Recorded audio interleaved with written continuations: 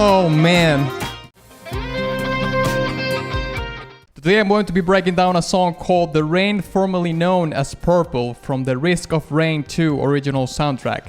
This is a coffee personal request that comes from Ganymede Prime, so thank you very much for your request and of course your incredible support. And boom!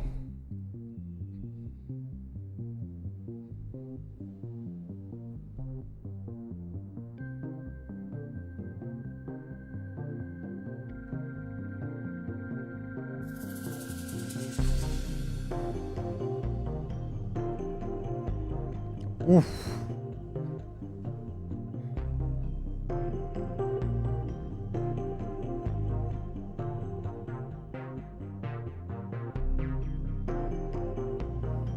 I'm really liking this build up. So far, pure synthesizers.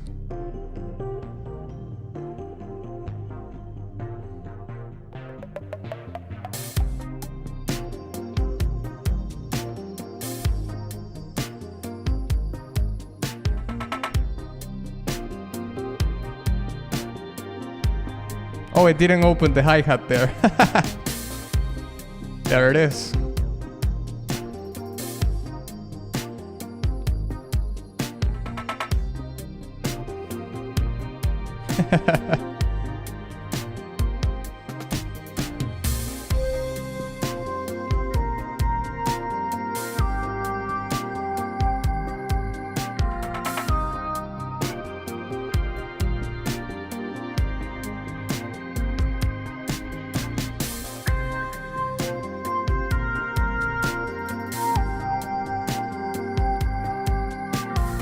The drum pattern is so groovy, and that snare arrangement at the end, it has the increasing intensity. It's a nice touch. Okay, now we have some electric guitars into it.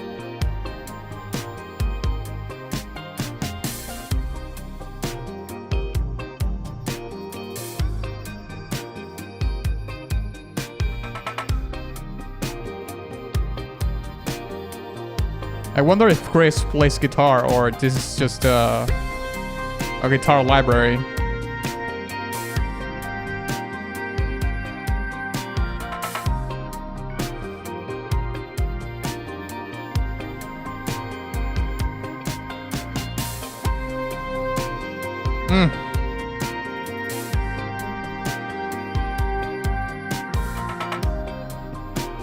Taka, taka, taka, taka. That's great.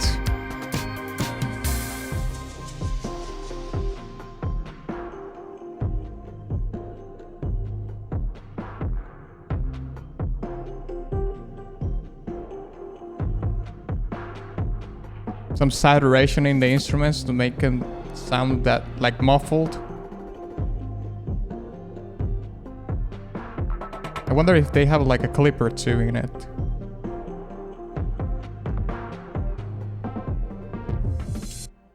And you can hear the dynamic in the volume.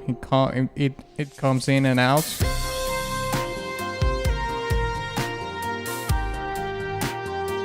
Yeah, that part basically created some space, and it went into full force.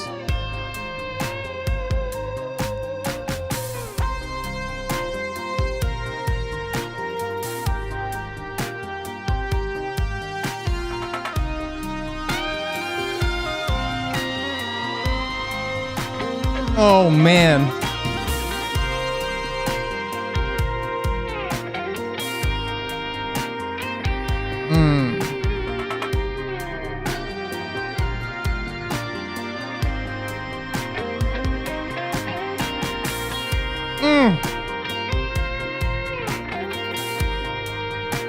You go, Chris.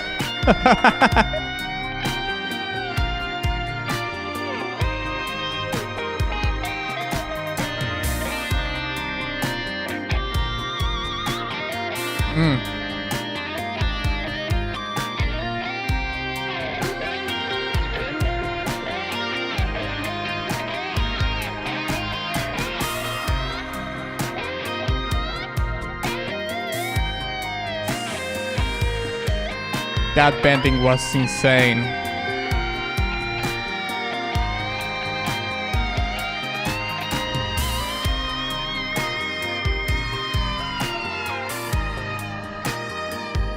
That was a great solo.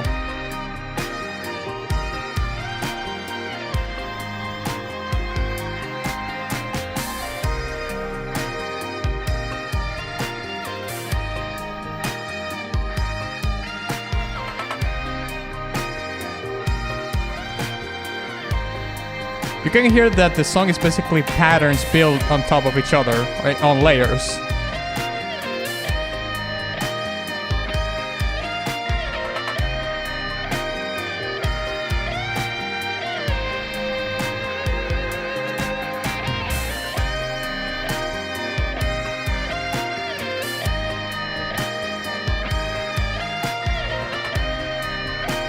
Explain now in unison with the synthesizer, but the lead guitar is leading the song right now.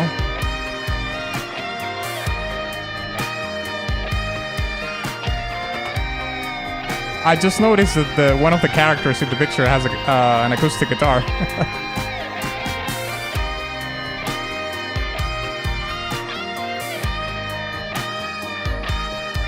Yeah, it's falling now into the pattern territory, also in the lead.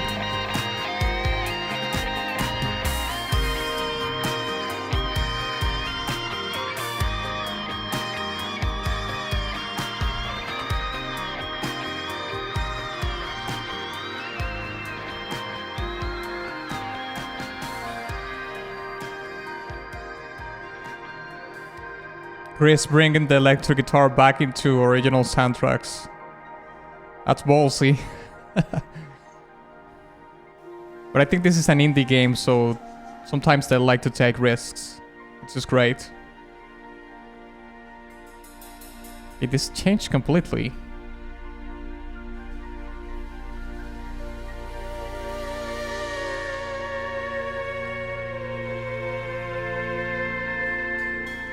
We have some synth pads.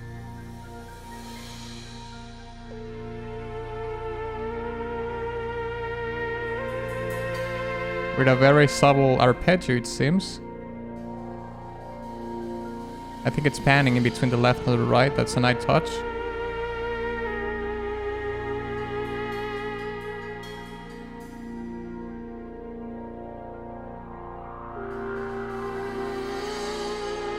Yeah, it's panning.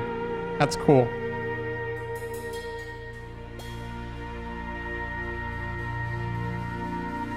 Beautiful chord progression in the path.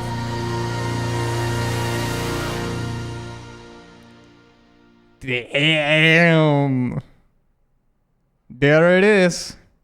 I think that's it, right? Yeah, that's it. Let's break it down. I would like to open this breakdown by talking about probably the main attribute that this song has, in my opinion, and it is that it's almost like 100% synthetic song, meaning that most of the layers, most of the instruments involved in the song are synthetic, are either synthesizers or are drum samples. You know, we also hear an electric guitar in a clean tone and a distorted tone in different parts of the song, and I think there's also, funny enough, an organ arrangement here and there, but it's very subtle, you know. I think it's that layer is mostly doing like decoration of beautification arrangements, if you will, in a sort of call response sort of way.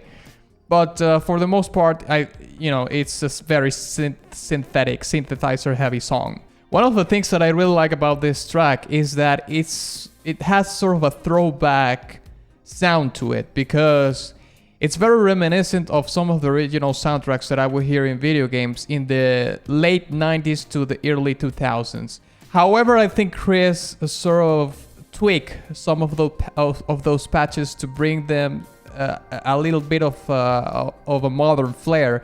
But other ones, I think they are pretty much left untouched because they sound exactly like they were in the 90s, which is something that I think is pretty cool. I have no idea if this was what intentional or not, but at least I enjoy it a lot.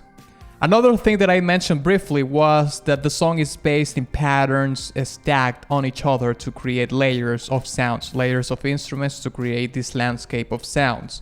Now, this is not necessarily something exclusive to electronic music. It's used in all sorts of music. You hear patterns in all sorts of music, especially when it comes to percussion and whatnot, and the drums. But something that I've noticed a lot in electronic music is that there's since drum samples oftentimes are not that dynamic. What producers and composers and songwriters and whatnot would do is just copy and paste the same pattern over and over again. While when you're actually recording drums, you might have a pattern in the song, but you're recording it again, you know? So that offers a certain amount of dynamics in the sound of the drums, because not only it has the human touch, but you're recording it, let's say, from scratch again, instead of copying the thing and pasting it again later. Another characteristic that this song has is that it has long sustained passages, not only in the pads, but in the leads too. They're sustained notes, they create a lot of space. I did talk a little bit about the landscape, that landscapey element of a song previously. And there's another thing that is very important to mention, and is that there's mainly two parts in this song that are the ones that create the most dynamic in the way the energy of a song is expressed and the tension of it. We hear it, one of them during the song, and of course one of the most important parts of the song, which is the resolution, which is the several bars that we hear at the end, which are a contrast to what we were hearing before. And this makes me wonder, like, where this song, to which part of the video game this song pertains. Is this like a town song? Is this a travel song? You're going in between, towns, maybe in this vast land, or even can you build bases in the video game or something like that? Because I couldn't stop for some reason thinking about SimCity of all games, you know what I mean? While I was listening to this track, maybe there's a similar track in the SimCity 3, SimCity 4, which are the games that pertain to the time frame that I was talking about, the late 90s towards the early 2000s. But anyways, I'm gonna it's better if you tell me in the comments, right?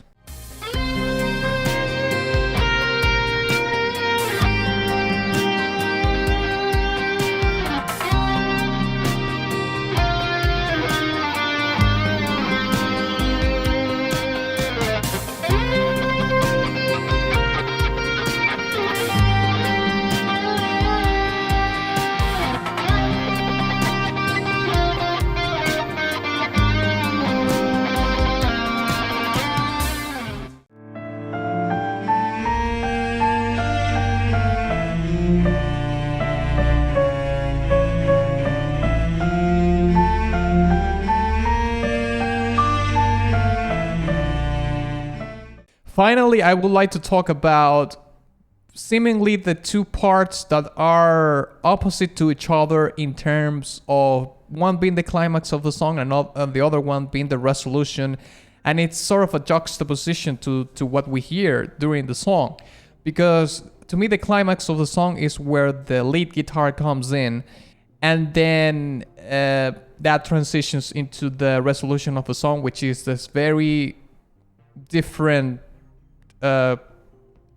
part where we hear that is a lower energy of a song, probably the lowest that we hear, which kind of I think it serves like a transitional device of some sorts towards something else, even though I think the resolution is like almost definitive. So I think I'm gonna give this song a B tier. But hey, before you go, don't forget to check my other Risk of Rain breakdown right here. And if you want to support my work further, you can go to the support section in the description of this video to find my Patreon and the other links, alright? Thank you very much.